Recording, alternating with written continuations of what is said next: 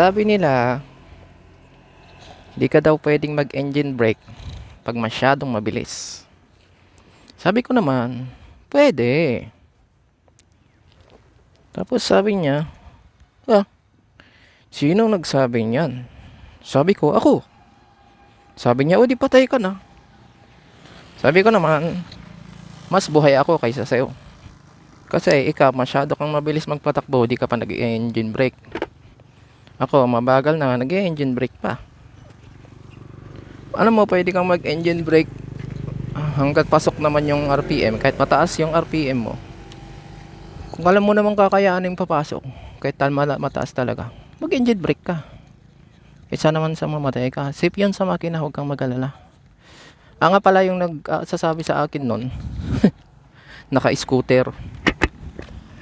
So, ituturo ko sa inyo kung paano mag-engine brake na kahit mataas ang yung RPM,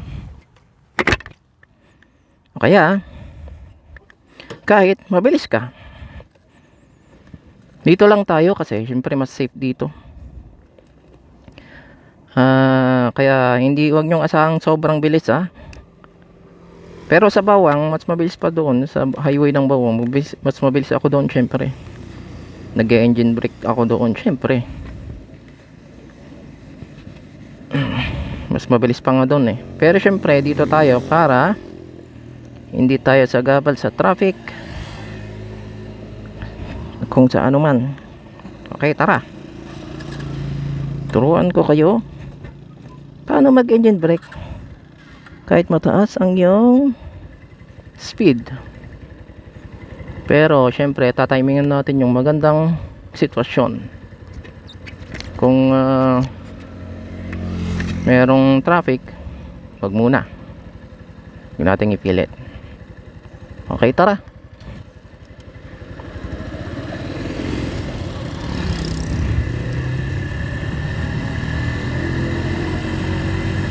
Oh, anong balak nito? Yun ang problema dito.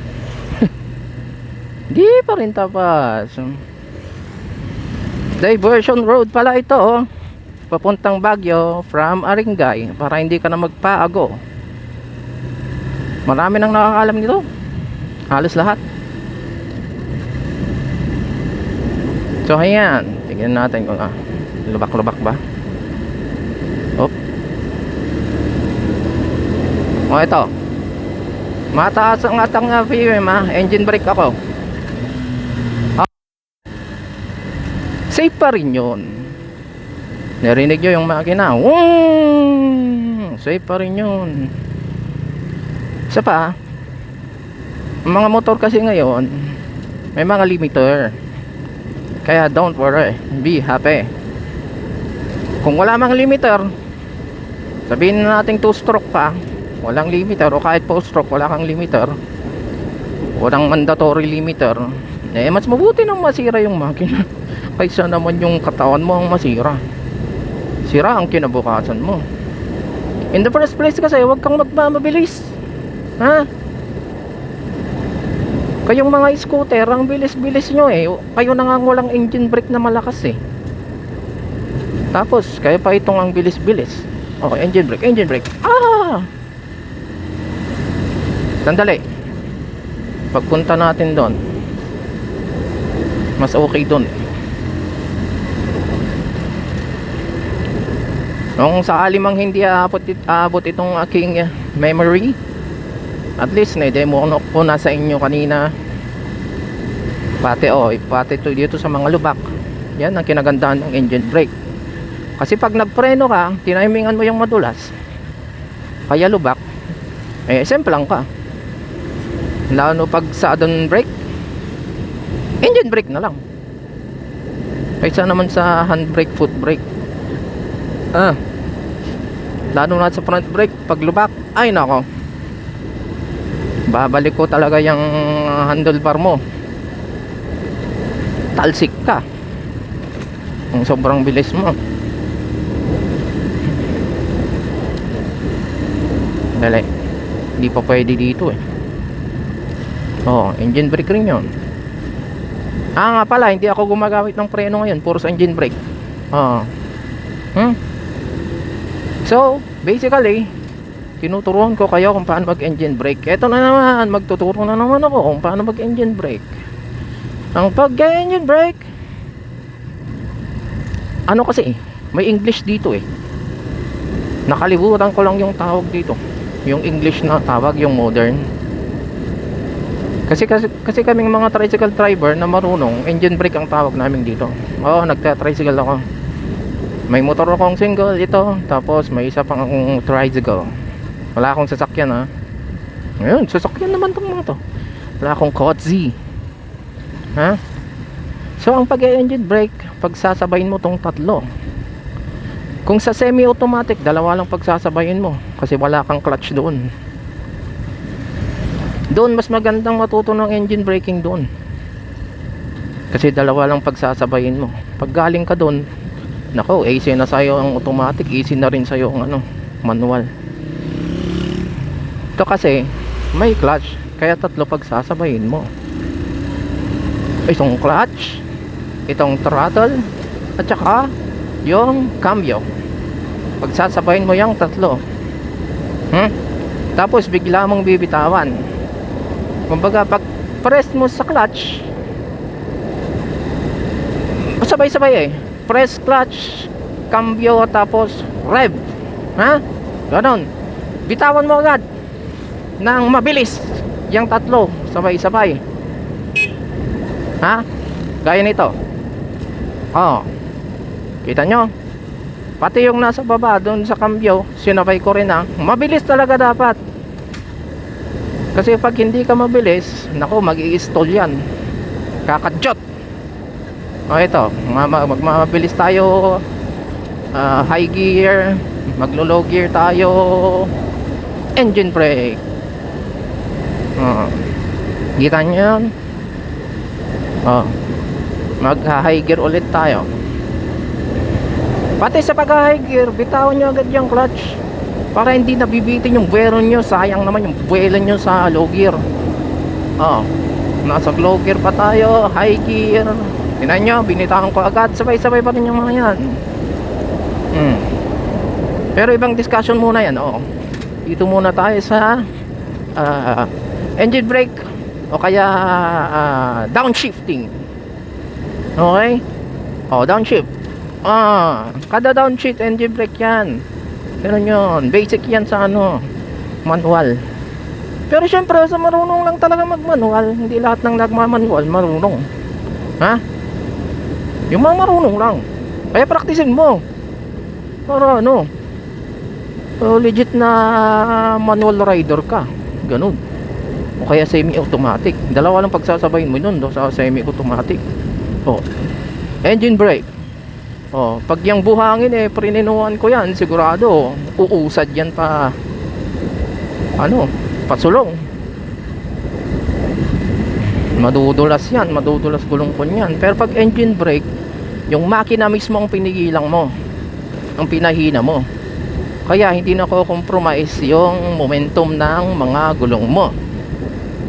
Salamat naman at ngayon ay nakakapag-vlog ako ng malinaw. Lahat kasi ng mga vlog ko puros kalokohan Hindi ko siniseryoso. Overtake.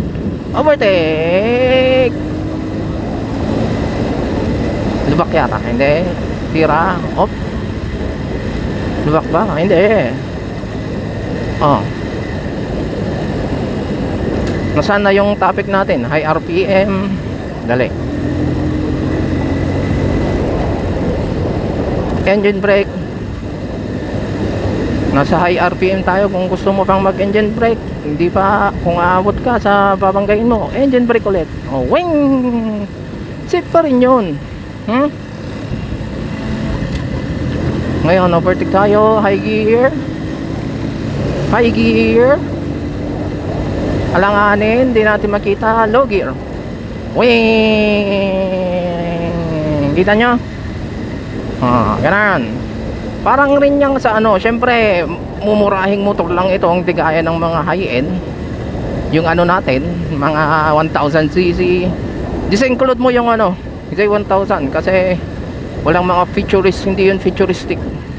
Basic lang rin yun. Kaya hindi ka pwedeng magmaneho nun kung hindi mo alam mag-manual. Ha? Doon ka na lamang sa mga mamahalin, mas mamahalin na futuristic. Ha? Kasi yun, may sleeper clutch. Kahit hindi ka mag-clutch doon, mag-engine brake yun. Magsasariling engine brake yun. May sleeper clutch. Meron pang auto blip. Yan pala yung auto blip para sa ano, sa downshifting. Kahit hindi mo napiga, kumbaga yung auto blip, pag hindi mo napiga yung silinyador mo, tapos nagbaba ka ng gear, pasok pa rin. So magsasarili siyang engine brake. Wing! Maggaganon yun nang hindi kakadyot, hindi gaganon, hindi mabibigla. Smooth pa rin yung takbo ng motor mo. Tapos yung sleeper clutch, yun yung kahit hindi mo napigayin ito, ang smooth pa rin ang pasok ng downshifting mo, o kaya ng pag upshift ka. So ayan, back to the topic. Upshift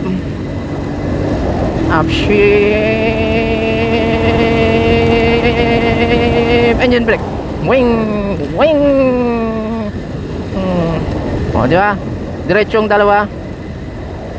Pero tag isa, hindi yun hindi yun dalawang cambio. Kumbaga engine brake tapos engine brake ulit, tag isa yan. Bitaw ganon, ha.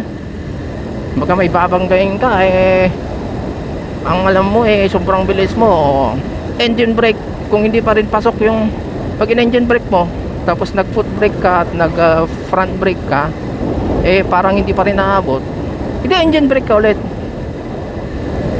para kahit hindi kaya ng preno mo, yung engine brake mo ang magsasalba sa'yo. Katunayan, kahit hindi ka na magpreno, mas safe pa yon sa totoo lang. Huwag ka nang magpreno, mag engine brake ka na ng 2 consecutive, mag downshift ka ng dalawa. Pero hindi diretsong kambyong dalawa yun, ha. Kailangan tapusin mo yung cycle ng bawat isa, ha. Ganon. Kaya nito, yung nakita nyo kanina, engine brake ulit ako, engine brake, kita nyo, safe na safe yan. Hindi ka pa dudulas, hindi mag-i-skid yung mo, yung glaring mo, ha. Now you know. Ewan ko kung umabot yung memory natin 18 minutes. Umabot pa tayo ng 18 minutes. Mukhang mas mabilis pa. Baka 10 minutes lang to. Sana nga umabot. Well, hanggang dito na lang. Hindi na ako magsasalita dahil baka yung mga information pang sinasabi ko masasayangan na naman ako. Kasi tapos na yung minuto. Wala kasing memory card to, visit pambili ng bagong cellphone. Pero gusto ko itong cellphone na bigay ng ate ko, kasi Samsung, ganda ng camera. Yan talaga. Kaya ang pangarap kong cellphone, Samsung ulit. Ganun talaga. Noon Asus ako ng Asus, pero narismaya na ako doon. Maganda nga yung camera noon, dami pang features. Mazoom mo pa yung star, pero biglang nagbag down. Pati yung Vivo ganun, nagbabag down. Ba't ganun? Ba't dito ako dumaan? Dati doon ako dumaan. So nandito na tayo sa bawang. Kung meron pa naman minuto na natitira sa ating pagva-vlogging, vlogger na pala ako ngayon. Dito na, kalahating biyahe na lang. Tayo galing ng San Fernando, at atin na namang sinubukan ng ating motor ng 100% sa bawang, ha? May hinatid tayo doon. At bilib rin ako sa mga scooter talaga. Naka 80 na ako. Tapos talaga ino-overtaken pa talaga ako. May angkas pa. ADB yata nun ADB ba yun o PCX? Puti PCX yata.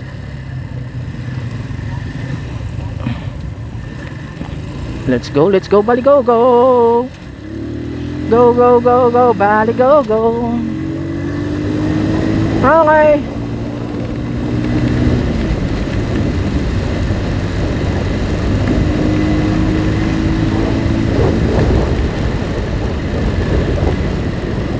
Oh, may tatawid. Engine brake.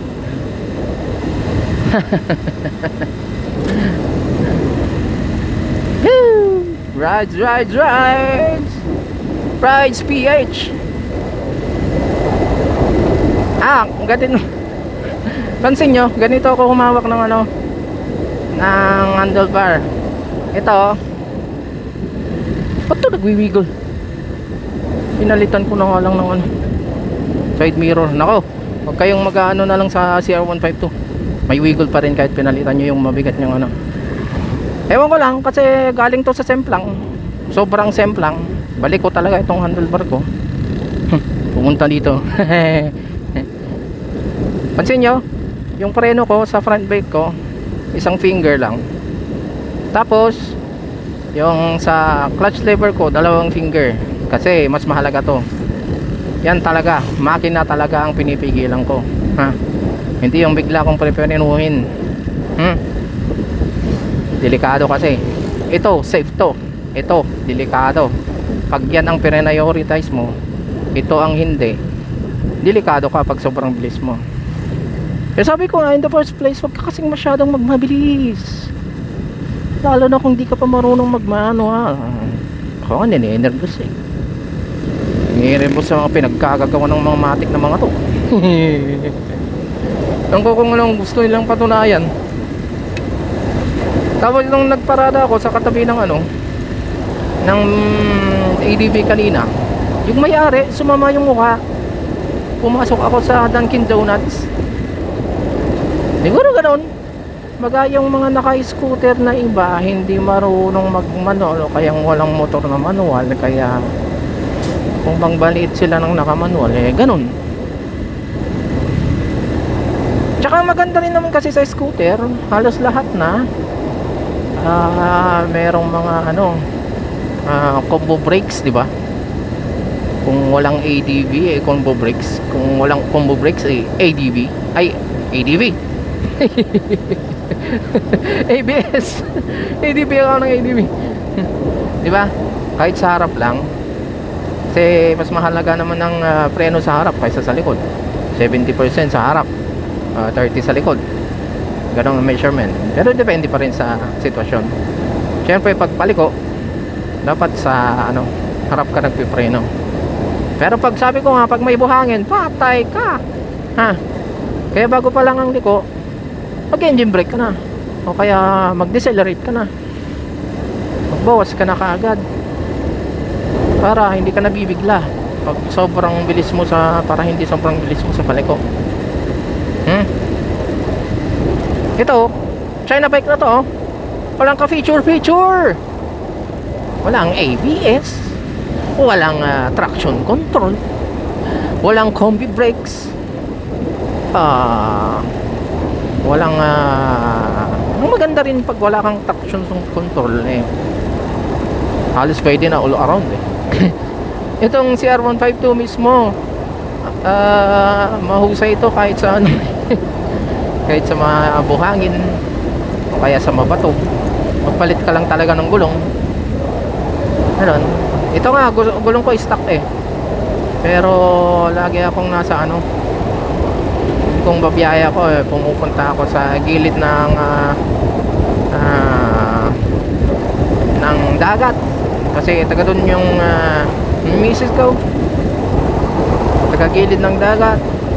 Halos nandun na lahat ng elemento. Tinatapalan ng ano, ng lupa. Napakasa na naman, nagiging putik. Tapos may mga nilalagay-lagay ng bato para hindi ma-wash out yung mga pinagtatapal.